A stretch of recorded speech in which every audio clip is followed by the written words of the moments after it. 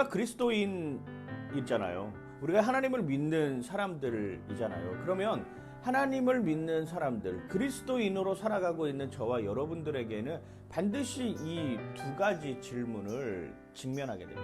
그 두 가지 질문이 뭐냐면 바로 이 질문이에요. 나는 부르심을 받았는가라고 하는 이 질문입니다. 나는 부르심을 받았는가?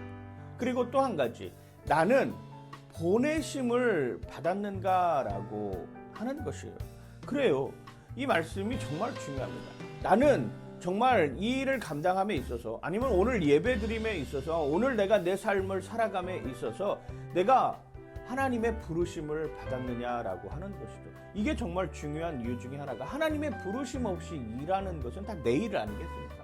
하나님의 부르심 없이 교회에서 사역하는 것도 내 일이고, 하나님의 부르심 없이 내가 직장에서 생활하는 것도 내 일이고, 하나님의 부르심 없이 내가 가정에서 생활하는 것도 내 일이라고 하는 것이에요.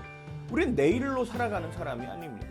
우리는 하나님의 사명, 하나님의 일로 살아가는 것이죠. 이게 하나님의 부르심이에요. 그럼 하나님의 부르심을 받은 저와 여러분들은 어떤 일을 해야 되느냐? 세상으로 나아가야 되는 것입니다.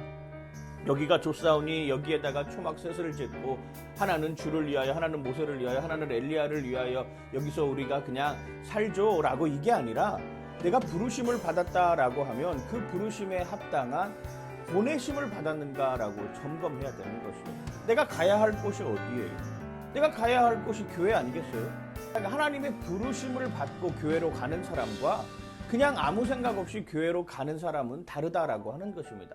하나님의 부르심을 받고 가정을 이루고 가정생활하는 사람과 하나님의 부르심을 받지 않고 그냥 가정으로 보내진 사람은 다르다라고 하는 것이잖아요. 하나님의 부르심을 받고 내가 일터로 가는 것이 하나님의 사명을 다하는 일이지, 하나님의 부르심 없이 그냥 일터로 보내짐을 받은 사람들의 삶은 다르다라고 하는 것입니다. 이게 믿는 사람들과 믿지 않는 사람들의 차이라고 하는 것이죠. 그래요. 우리는 이 두 가지 질문을 꼭 반드시 기억해야 하는 것입니다. 나는 부르심을 받았는가? 더불어서 나는 보내심을 받았는가? 내가 부르심 받은 그 모습으로 나는 어디로 보내졌는지 확인하고 점검하는 오늘 시간 되시길 주님의 이름으로 간절히 축원하고 축복합니다.